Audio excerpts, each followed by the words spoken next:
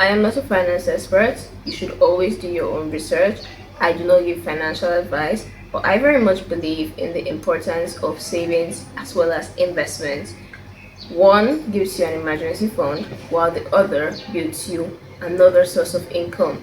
They are both great things, and they are both things that you should learn about within your lifetime.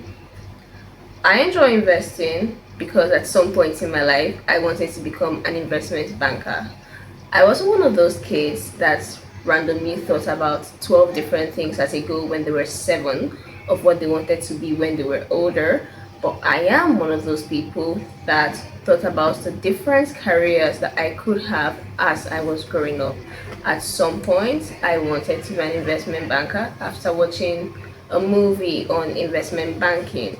Another point in time, I wanted to be a lawyer because I had watched quite a number of law movies and I thought it would be so cool to be a litigator. I want you to know that there are two different types of investments. There is investing in your money and investing your time. You can invest your money into stocks, into real estate, into yourself, which is taking up courses or learning a life skill or hand skill. These are still investments in as much as they don't require as much monetary value or they don't have as much monetary value as when it comes to real estate or stocks or crypto or the forex market. And then there's investing your time, which is volunteering, being good to the needy. These are all types of investments. I like stocks. They are about the cheapest form of investments that I could find when I wanted to start investing in my future.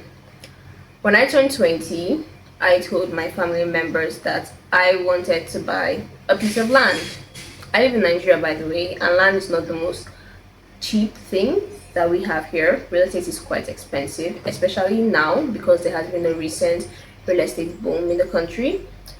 And I told my family members I want to buy land. It was my birthday wish. It was the only thing on my birthday wish list. I want to own a piece of land at the age of 20. The problem was I didn't save up to make this goal a reality because I didn't think about it until about a month to my birthday. Ironic, I know, but I didn't. And so I thought, oh, whatever I could get on my birthday would be enough to buy a piece of land. It wasn't, but it was enough to buy a stock. My first introduction to stocks and the stock market actually came from my father.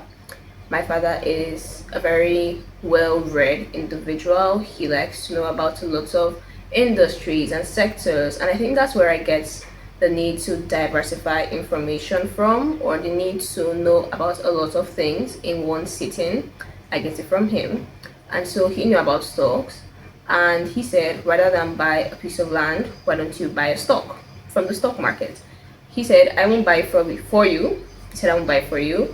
You should get a broker or use an app. There are some apps that are now brokers, such as Bamboo, AfroInvest, to name a few. Open an account, create your profile, deposit money, and buy your stock by yourself. My journey in the stock market has not been an easy one. I have had to learn a lot over the years and try and have errors. I didn't know anything about the stock market when I first got in myself. I didn't know what it entailed. I didn't know companies in the stock market. I didn't know what tickers were. I didn't know what dividends were. I didn't even know what stocks were. I used to mix up stocks and shares. That was how bad I was. Today, I am a lot better. So here are some things I had to learn to be good at investing in the stock market. The very first thing I had to learn as a stock owner or as a stockholder or as an individual who wanted to buy stocks was how to research. So stocks are basically fractions of companies, real life companies, companies that exist, who share a particular percentage of their company to the public so as to gain money to run their companies, and in return, when the stock price increases value, the consumer who bought a fraction of the company also gains money. I had to learn how to deep dive into every company's financial report before buying a stock. The biggest investment advice you will see out there is do your own research. It is the very first piece of advice every finance content creator gives. And if they are giving you that advice, beware, be honestly aware of that person. Do your own research. It is the biggest advice out there, and it is the most important advice out there because, for instance, I bought First Bank. I did my research on First Bank before I bought it. If I had just gone off the word of someone and bought First Bank and it crashed, and when I say crashed, I mean it went from perhaps 30 to 0, I could have wept. And as Warren Buffett says, if you're not willing to own it for 10 years, don't bother owning it for 10 minutes. You need to have that heart of steel to honestly hold a stock for more than a month or more than 3 months when you see that it is not doing as well as you would want it to. So do your research. Deep dive into companies. I learned very hard how to deep dive into companies. What I would do back then whenever I wanted to find out more about a stock or a company that owns a stock on the market was to copy their name from the market or memorize it, go into Google, type it out, this company, press search, open their page or their website, look at all the tabs they have there from home to about us, resources, careers, whatever it may be. I used to go to About Us. On our About Us, for most foreign companies, I live in Nigeria, so foreign companies include companies in the US, in the UK, Asia, Australia, companies outside Nigeria, including African countries, South Africa, Tanzania, and whatnot. For most foreign companies, they have financial reports right there written in a tab in their display page on their or in their homepage on their website. In Nigeria, you have to dig a little deeper to find the financial report, but most companies had it there, so I would click the financial reports. And then very lovely companies very lovely companies had their stock market analysis on their finance page, which was a blessing because I didn't really know anything about it. So I would just sit down there, look at the graph, had no clue what I was looking at, the reds, the greens, the blue, whatever color it was.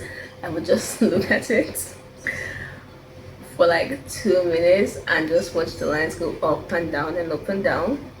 But what I would do was look at it in progression. So I would look at today's chart readings, a week from today, a month, 3 months, a year, 5 years. Some companies had up to 10 years, so I would look at that too.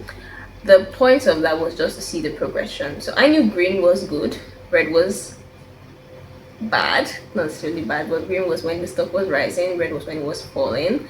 I still don't know what blue and yellow is, but we'll find out in the nearest future. And I would look at how much greens it had or how much reds it has. When did it peak? When did it drop? I had no idea what the numbers meant, but I would just look at the graph and say, okay. Then another thing I would do was download the financial reports for the previous quarter in the company. So perhaps the previous quarter, this is May. So the previous quarter would have been January, February, March, which is Q1 in most companies. So I'll download the financial reports from Q1.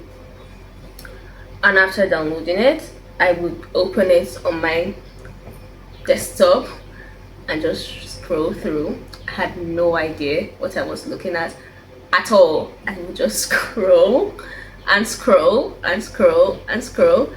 And I would get to a point where it say the predictions for next quarter is this quarter the prediction was this is how much we made. If they made above expectations, they will write it there. If they made below expectations, they'll write it there. So this quarter the expectations were this and this is what we got.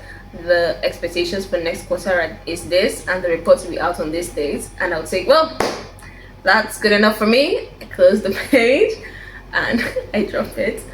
After which I will go pick an investment banking or an investment firm's report on that same company, or I will type, for example, First Bank PLC, the Motley Fool. Click it. It will open and give me a report on First Bank PLC from someone in the Motley Fool. I like the Motley Fool. They're quite good investment bankers, to be very honest. I like their reports. It makes sense to me a lot.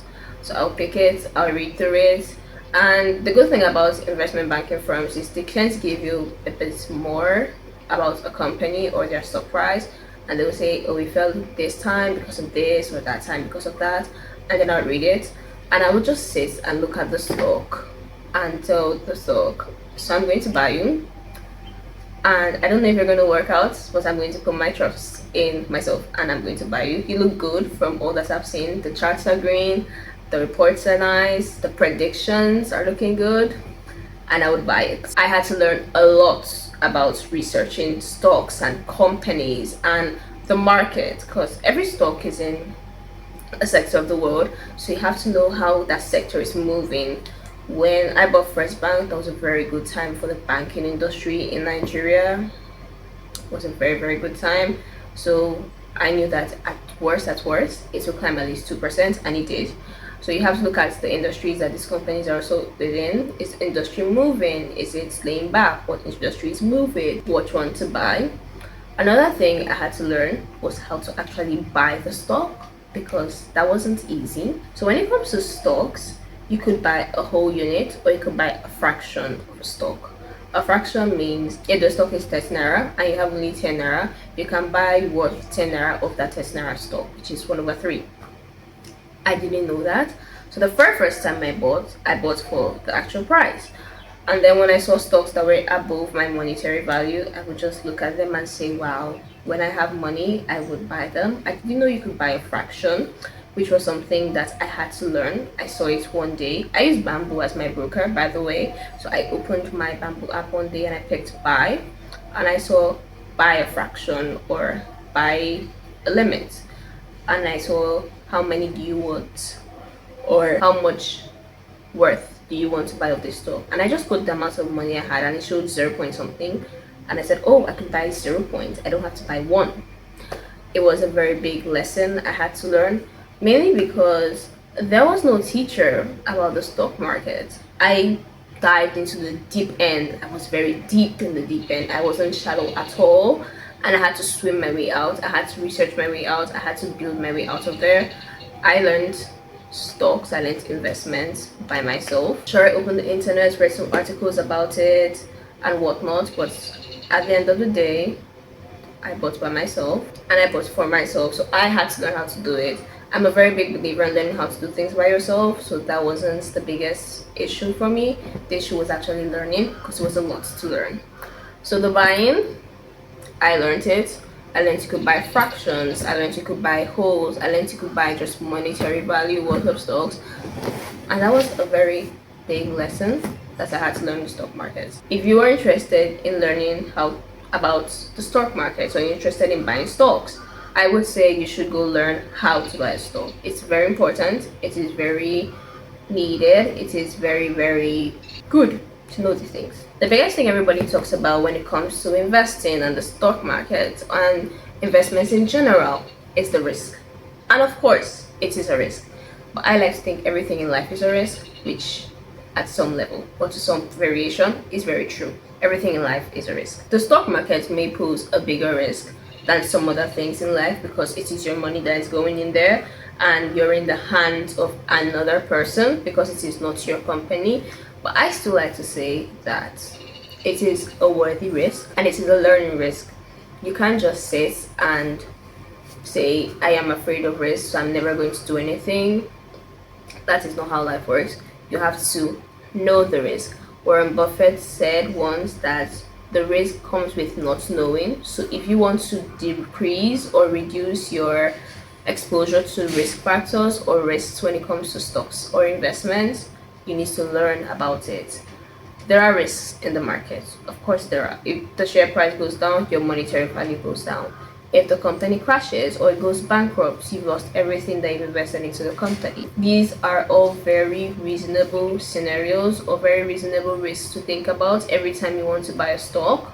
However, if this is the only reason why you are not buying, aren't you putting yourself more at risk by not building another source of income? That's how I like to think about it. So there is a risk. There will always be a risk. It is up to you to choose, am I willing, or do I have the nerve to put my money in this? And watch it and read about it and understand the economy. We fear what we do not know, so you have to know things so you do not fear them, so that you do not know the risk. You have to know when to sell your stock. Everybody talks about buying, buying, buying. People don't talk about selling. Selling is one of the hardest things to do when you own investments, mainly because you want to believe, oh, we need to do better, I need to do better, I need to do better. And what if it does not do better? So you have to think about that too. There will always be a risk when it comes to stocks and investments. You have to ask yourself, is it worth the risk? Am I willing to take the risk? And of course, when I first encountered the risk of buying a stock, there was a stock I bought once and it just wasn't growing, and I looked at it and I was so annoyed with it, because all that ran through my head was I could have bought another stock and it's not grown more, but I couldn't sell it because I was afraid, what if it grows one day and I sell it before it grows that day? The risk will always be there. You have to make up your mind to be better than the risk, or to do better than the risk, or to not be highly influenced by the risk. Earlier, I mentioned do your own research, and this is not financial advice. I simply want to highlight more on it. You should always do your own research. When you hear financial advice on the internet, when you want to buy anything, when the stock market or any investments, real estate, crypto, whatever it may be, do your own research. Wherever you have heard it from, wherever you have seen it, I will highly implore you that you do your own research when it comes to it. It is very, very important for you to understand what you're getting yourself into. And once again, this is not financial advice. I am not a finance expert. I'm simply telling you some things that I have learned as an individual that made me better at investing, that made me understand investment, that I had to understand when I first started investing, when I was thrown into the deep end of it with no goggles or floaty. I went as far and I conquered, and I wish you all the very best in your investment journeys or in your investing journeys, and I'll see you next week on the Tiny Share Talk.